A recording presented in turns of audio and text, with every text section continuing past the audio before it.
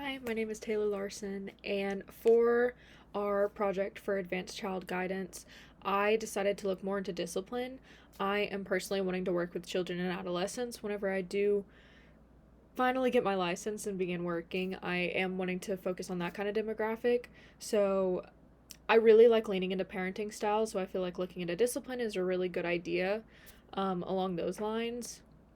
And so I looked into the eras of the 1600s to the 1700s, and then the 1900s, which is when more laws were like kind of being set in place for like physical punishment and stuff, and then the current time, so the present time. And then I I find that it is kind of hard to narrow down discipline um because there is so many types of parenting styles, but I did kind of focus in on like what the trends were.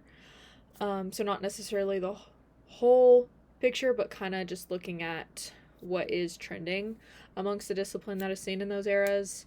Um, and yeah, so basically, just an overview is what I've learned is basically how it initially began as like children really need strict control and are being physically punished very harshly in public and stuff.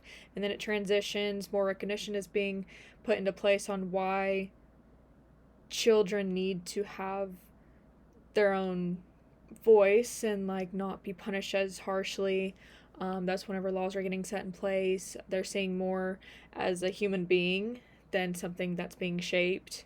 And then going into the present, um, which is leaning, I'd say, far away from the 1600s where I started off at, and is focusing more emotionally for discipline than it is physically, um, which gets interesting, but it's cool to see the transition from everything. So I hope you enjoy my presentation, and thank you for watching.